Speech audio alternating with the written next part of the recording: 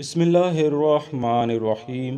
حضرت مالک بن دینار علیہ رحمہ سے ان کی توبہ کا سبب پوچھا گیا تو آپ نے فرمایا، میں ایک سپاہی تھا اور شراب کا رسیا تھا۔ میں نے ایک خوبصورت اور نفیس باندی خریدی اور وہ میرے دل میں خاص مقام کی مالک بن گئی۔ اس سے میری ایک بچی پیدا ہوئی۔ میں اس بچی کو حد سے زیادہ پیار کرتا تھا۔ جب وہ اس عمر کو پہنچی کہ زمین پر گھسٹ کر چلنے لگی تو میرے دل میں اس کی محبت اور بڑھ گئی۔ وہ مجھ سے بہت مانوس ہو گئی تھی۔ میں اس کے سامنے جب کبھی شراب لا کر رکھتا تو وہ آ کر کھینچتی اور شراب کا برتن نیچے گرا دیتی، لیکن میں پھر بھی اس سے ناراض نہ ہوتا، بلکہ اس کی معصومانہ حرکتوں پر مجھے اور زیادہ پیار آتا۔ پھر ایک روز مجھ پر قیامت خیز غم کا صدمہ ٹوٹ پڑا، کیونکہ جب وہ 2 سال کی عمر کو پہنچی تو اللہ کو پیاری ہو گئی۔ میرے دل کو اس کے غم نے بیمار کر دیا۔ یہ 15 رمضان جمعہ کی رات تھی۔ میں اس کی جدائی میں شراب کے نشے میں مدہوش تھا۔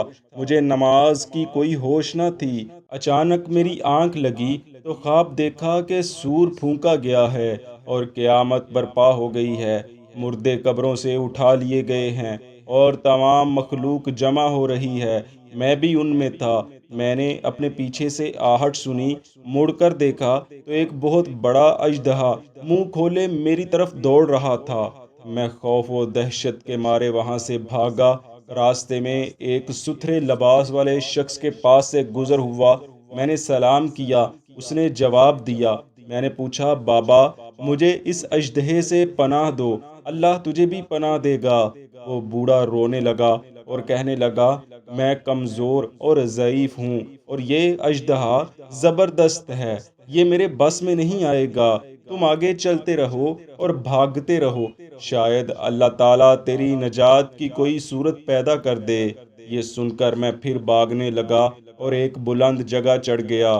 ادھر سے میں نے جہنم کے طبقات کو جھانک کر دیکھا تو اس کی ہولناکیوں سے میرا دل دہلنے لگا۔ قریب تھا کہ اژدہے کے خوف سے میں اس میں گر جاتا، مگر اسی لمحے مجھے کسی نے آواز دے کر کہا، چلو یہاں سے، تم یہاں کے رہنے والے نہیں ہو۔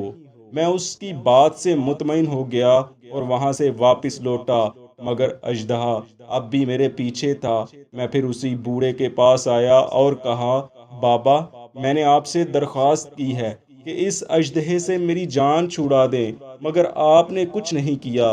وہ بوڑھا پھر رونے لگا اور کہنے لگا، میں ناتواں ہوں، البتہ تم اس پہاڑ کے پاس جاؤ جہاں مسلمانوں کی امانتیں ہیں۔ اگر تمہاری بھی وہاں کوئی امانت ہوئی تو وہ تمہارے کام آئے گی اور تمہاری مدد کرے گی۔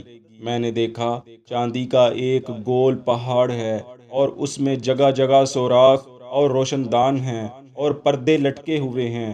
ہر روشن دان پر سونے کے دوپٹے ہیں جن کے قبضے یاقوت کے ہیں، اور آرائش موتیوں کی۔ ہر پٹ پر ایک ریشمی پردہ ہے۔ جب میں نے پہاڑ کی دوسری طرف نظر دوڑائی تو فوراً اس کی طرف بھاگا۔ جب میں پہاڑ کے قریب پہنچا تو ایک فرشتے نے آواز دی، پردے ہٹاؤ، دروازہ کھول دو اور سیدھے کھڑے ہو جاؤ، شاید اس حاجت مند کی یہاں کوئی امانت ہو جو اسے اس کے دشمن سے نجات دلائے۔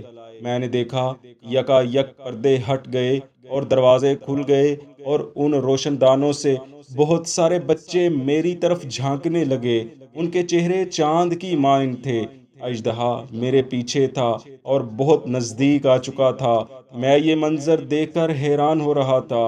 ان بچوں میں سے ایک نے چلا کر کہا، اس کا دشمن اس کے قریب آ گیا ہے۔ چنانچہ وہ جوک در جوک کھڑے ہو کر باہر میری طرف جھانکنے لگے۔ اچانک میری وہ بچی جو فوت ہو گئی تھی، وہ بھی ان کے ساتھ جھانک رہی تھی، نے مجھے جیسے ہی دیکھا تو رونے لگی اور کہنے لگی، ہائے یہ تو میرے والد ہیں۔ پھر اس نے نور کے جھرمٹ میں تیر کی تیزی کے ساتھ چھلانگ لگائی اور میرے سامنے آ کر کھڑی ہو گئی۔ اس نے اپنا بایاں ہاتھ میری طرف بڑھا کر میرا دایاں ہاتھ پکڑ لیا اور اپنے دائیں ہاتھ کو اژدہے کی طرف بڑھا دیا۔ فوراً وہ اژدہا وہاں سے بھاگ گیا۔ پھر اس نے مجھے بٹھایا اور میری گود میں بیٹھ گئی۔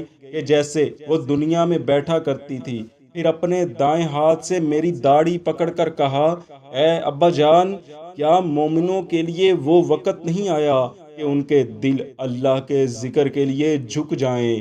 حضرت مالک بن دینار بیان کرتے ہیں، یہ سننا تھا کہ میں رونے لگا اور کہا، اے میری بیٹی، تم لوگ بھی قرآن کو جانتے ہو؟ وہ کہنے لگی، ہم تو آپ سے بھی زیادہ جانتے ہیں۔ میں نے کہا، اژدہے کے بارے میں بتاؤ، وہ کون تھا جو مجھے ہلاک کرنے کے در پہ تھا؟ اس نے کہا، وہ آپ کا برا عمل ہے جس کو آپ نے طاقتور بنا دیا ہے، اور وہ آپ کو جہنم کی آگ میں ڈبونا چاہتا تھا۔ میں نے پوچھا، اس بوڑھے کے بارے میں بتاؤ جو راستے میں ملا۔ اس نے کہا، وہ آپ کا نیک عمل ہے جسے آپ نے اس قدر کمزور کر دیا ہے کہ اب وہ برے عمل کا مقابلہ بھی نہیں کر سکتا۔ میں نے کہا، بیٹی، تم اس پہاڑی میں کیا کرتی ہو؟ وہ کہنے لگی، ہم سب مسلمانوں کے بچے ہیں، ہم یہاں قیامت تک رہیں گے۔ یہاں ہم سب اپنے اپنے والدین کے انتظار میں ہیں کہ جب وہ آئیں گے تو ہم اللہ کے حضور ان کی سفارش کریں گے۔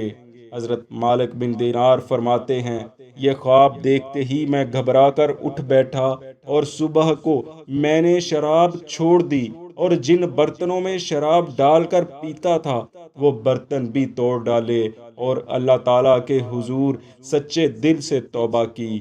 یہی میری توبہ کا سبب ہے۔ دوستو، یہ ایسا خوبصورت واقعہ ہے کہ جس سے یہ سبق حاصل ہوتا ہے، اگر بچپن میں اولاد فوت ہو جائے تو ہمیں مایوس نہیں ہونا چاہیے، بلکہ اللہ کی مرضی پر راضی رہنا چاہیے، کیونکہ یہی نابالغ اولاد آخرت میں کام آنے والی ہے۔